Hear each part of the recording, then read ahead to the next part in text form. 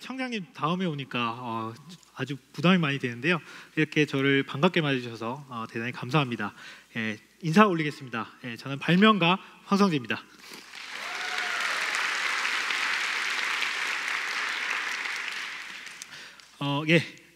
제가 방금 발명가라고 저를 소개를 드렸는데요. 아마 발명가라고 하면 어떤 이미지가 떠오르는지 저는 궁금합니다. 여러분, 발명가라고 하면 어떤 이미지가 떠오르나요? 잘생겼다? 그거는 이제 제 이미지고요. 한국의 발명가의 이미지는 사실 조금 다른 것 같습니다. 조금은 괴짜스럽고 조금은 잉여스러운 것들을 만드는 희한한 사람들이라는 이미지가 있습니다. 그리고 심지어는 제가 발명가라고 했더니 이런 이미지를 떠오르시더라고요. 지하 컴컴한 방 안에서 뭔가 이상한 것들을 만드는 음산한 사람들. 하지만 이런 우리들의 생각에도 불구하고 발명은 우리 인생을 밝게 해줍니다. 때로는 우리의 먹을 것을 남에게 뺏기지 않게 이렇게 만들어주기도 하고요. 내가 해야 될 청소를 우리 아이가 대신 해주기도 합니다. 오늘 저는 세바시 15분 동안 앞으로 다가올 시대에 이런 발명 능력이 얼마나 중요해지고 또 얼마나 재밌는 것인지 제 사례를 통해서 여러분들에게 알려드리도록 하겠습니다. 잠깐 과거로 한번 가보겠습니다. 제가 7살 때인데요. 1988년입니다. 제가 직접 적은 글입니다. 저는 자라서 과학자가 되고 싶었던 아이였고요. 한 가지 재밌는 거는 저희 아버님이 황씨시고요. 저희 어머님이 강씨신데 제가 성씨를 잘 몰랐나 봐요. 이게 황과 강을 이렇게 겹쳐서 썼습니다. 이것이 어떻게 보면 뭐 남녀 평등을 이미 20년 전에 한 걸 수도 있는데 아마 조금은 띨띨했던 아이가 아니었나 생각이 듭니다. 그리고 이 띨띨했던 아이는 건강하게 무럭무럭 자라서 중학교에 입학을 하고 고등학교에 입학을 하게 됩니다. 그리고 보시는 것처럼 공부만 제외하고 다른 것들은 다 열심히 하는 그런 학생이 됐습니다. 그러다가 저를 바꾸는 터닝 포인트가 오게 되는데요. 바로 대한민국 학생 발명대전이라는 겁니다. 아마 아시는 분들이 있을 것 같은데요.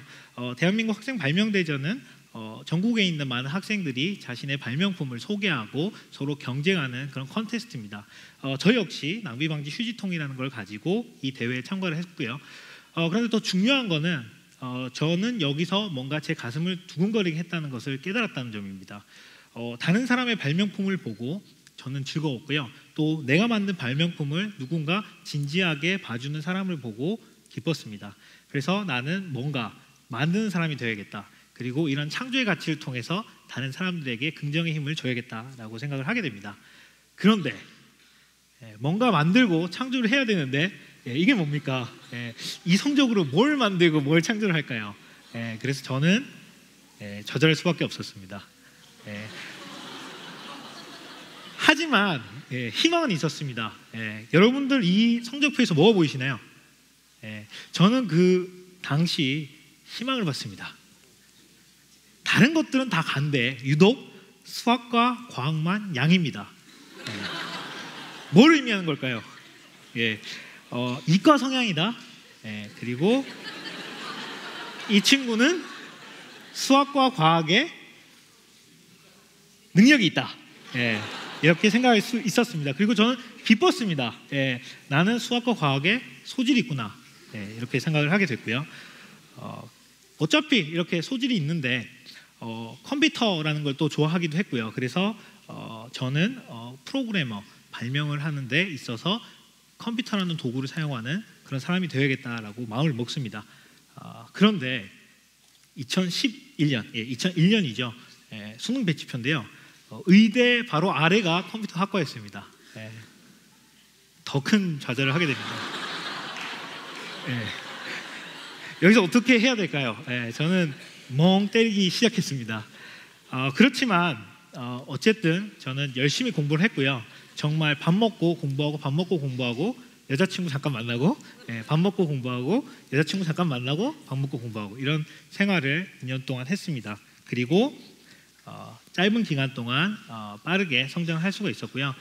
광운대학교, 서울에 있는 강원대 아닙니다. 광운대학교, 서울에 있는 광운대학교에 발명 특기자로 입학을 하게 되고 최고 성적으로 졸업을 한 후에 이곳 카이스트에 들어오게 됩니다. 박수 한번.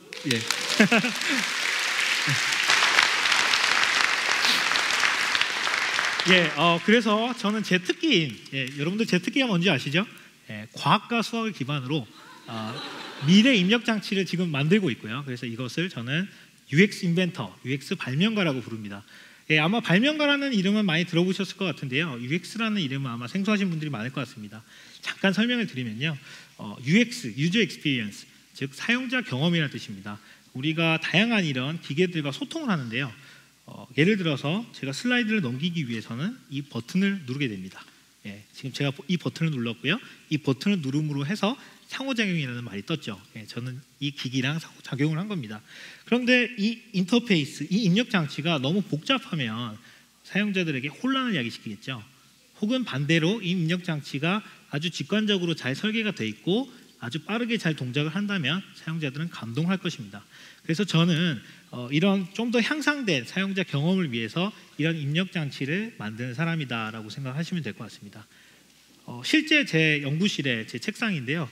저는 여기서 이런 입력 장치를 만들고 부수고 발명하고 또 발견하고 논문 쓰고 하는 일들을 하고 있습니다. 그러면 제가 발명했던 것들 잠깐 소개를 드리도록 하겠습니다. 여러분들 터치펜 아시죠? 그 터치펜에 여러분들 문방구에서 살 수 있는 이 자그마한 매그넷, 자석을 넣어서 할 수 있는 다양한 입력 방법을 제시를 한 겁니다. 이 매그펜은 플라스틱 실린더, 그리고 전기가 통하는 테이프, 그리고 터치펜 촉이라고 하죠. 이 끝에 들어가는 촉 2개, 그리고 500원짜리 자석이면 만들 수가 있는데요. 이것처럼 허공에다가 이렇게 펜을 흔들면 줄이 지워지고요. 재밌는 건 이렇게 펜을 돌리면 펜이 바뀝니다. 그리고 터치펜 뒤쪽으로 하면 지워지고요. 또 펜을 바꿨죠. 또 재밌는 거는 베젤 영역이라고 하는데요. 터치 스크린 외곽 영역, 그 영역을 마치 터치 스크린처럼 사용하는 겁니다. 중요한 거는 우리 기본적으로 스마트폰에는 마그네토미터 센서라고 해서 지자기 센서가 구비되어 있는데요. 그 센서를 이용해서 입력을 하는 것이기 때문에 앱스토어에서 이런 앱을 다운로드 받으면 그 어떤 하드웨어를 수정하지 않고도 이런 기능을 사용할 수가 있습니다. 오늘 혹시 관심 있으시면 저에게 오면 제가 500원에 설치를 해드리도록 하겠습니다. 그리고 또 비슷한 기술인데요. 이것도 자석을 이용한 겁니다. 저는 단연컨대 이 자석은 가장 완벽한 물질이라고 생각을 합니다. 여기 보시면 지금 자석들이 있죠. 그냥 자석을 붙이고요. 이 자석을 조작하면서 생성되는 그 자기력의 변화를 인식을 해서 입력을 하는 겁니다. 귀엽죠? 그래서 여러분들의 자녀나 여러분들의 조카가 여러분들을 귀찮게 한다면 이 발명품을 손에 쥐어준다면 약 20분간의 자유를 느낄 수 있을 것 같습니다. 감사합니다.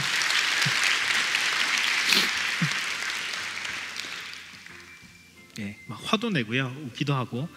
참고로 제가 그렸습니다. 그리고 제가 찍었습니다. 지금 손을 움직이는 거는 제 와이프입니다. 그리고 마지막으로 바이프레스라는 기술이 있는데요. 여러분들 휴대폰을 보면 터치 스크린이 있습니다. 그리고 이 터치 스크린은 어느 곳이 터치가 됐다, 그리고 터치가 되지 않았다 라는 것만 알 수 있는데요. 그렇기 때문에 터치가 됐을 때 얼마만큼의 세기로 눌러졌는지를 인식할 수가 없습니다. 즉 압력을 인식하는 센서가 없기 때문인데요.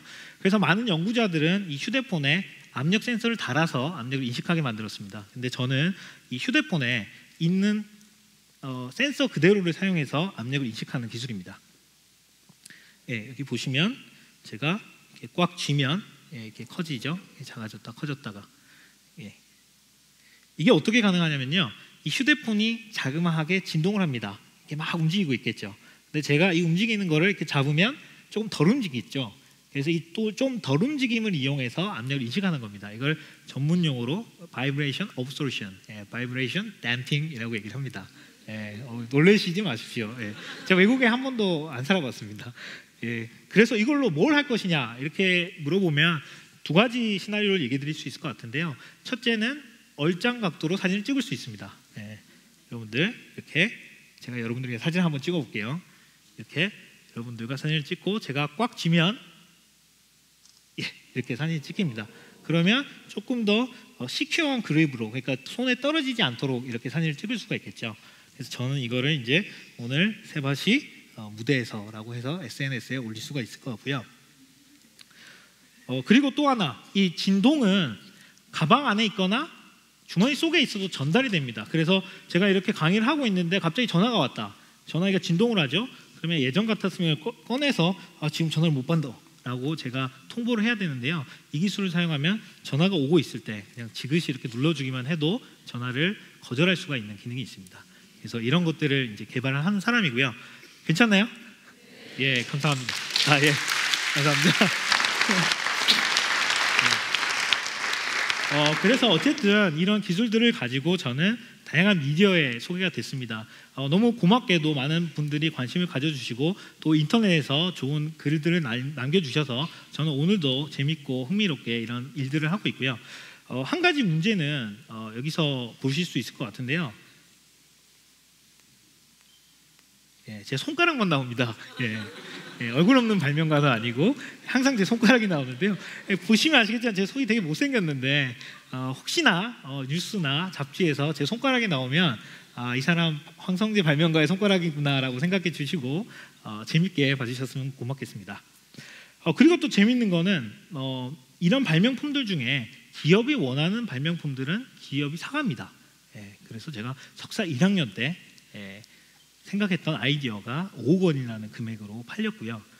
그리고 이거는 이제 카이스트 학생 최초로 이제 팔렸던 그 기록이 되고요. 그리고 지금 2013년까지 이제 9개의 기술을 이전했습니다. 그래서 저는 뭐가 됐을까요? 부자가 됐을까요? 아닙니다. 저는 모델이 되었습니다. 그래서 카이스트에 감사합니다. 저는 카이스트의 모델이 되었고요. 자세히 보시면 저랑 좀 다릅니다. 뽀샵을 좀 심하게 하셨더라고요. 심각하게 제가 이 턱을 V라인으로 한번 깎아볼까 이런 생각을 하게 된 계기였습니다.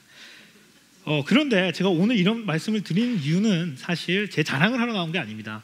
어떻게 열등생이던 제가 카이스트라는 곳에서 이런 성과, 크진 않지만 이런 작은 성과를 지속적으로 낼 수 있었는지 거기에 대해서 말씀을 드리려고 합니다. 저는 일반고로 나왔고요. 또 명문대 출신도 아닙니다. 그리고 유학 경험도 없습니다. 그런데 어떻게 제가 의미 있는 이런 성과들을 내놓게 됐을까요? 그것은 바로 문제를 푸는 능력보다 문제를 정의하는 능력이 중요해지기 시작했기 때문입니다. 그리고 왜 문제를 정의하는 능력이 중요해졌느냐? 그것은 바로 우리나라에 문제를 잘 푸는 사람이 너무 많기 때문입니다. 우리는 어려서부터 선생님이 주신 문제집을 정확하고 빠르게 풀면 반에서 1등, 그리고 반에서 1등을 하면 우등생이라는 반열에 들어가게 됐습니다. 그러다 보니까 문제를 빨리 푸는 훈련만 하게 되고 이 문제에 대해서 고민하고 사색하는 훈련을 하지 못하게 됩니다. 그러다 보니까 상대적으로 문제를 잘 정의하는 인재가 줄어들게 되었고요. 줄어든다는 것은 가치가 있어지게 되는 것이죠. 두 번째는 바로 이 휴대폰의 발명입니다. 이 조그마한 컴퓨터의 발명 때문에 우리의 인재상이 바뀌게 되는 것인데요. 우리가 문제를 아무리 잘 푼다고 해도 이 컴퓨터보다 빠르고 정확하게 그리고 많은 양을 풀 수가 없죠. 그렇기 때문에 상대적으로 문제를 정의하는 능력이 중요해지는 것입니다. 제 고등학교 때를 되돌아보면 이런 게 있었습니다. 베토벤의 음악을 들려주고요. 그것도 아주 잠깐 한 5초 정도 들려주고 이 음악이 제 5번 C 단조인지 제 6번 F 단조인지를 물었던 적이 있었습니다. 그래서 C 단조로 한 거를 잘 맞추면 우등생 5점을 플러스하게 되는 거고요. 틀리면 마이너스 5점, 열등생 이렇게 우리는 기준을 나눴습니다.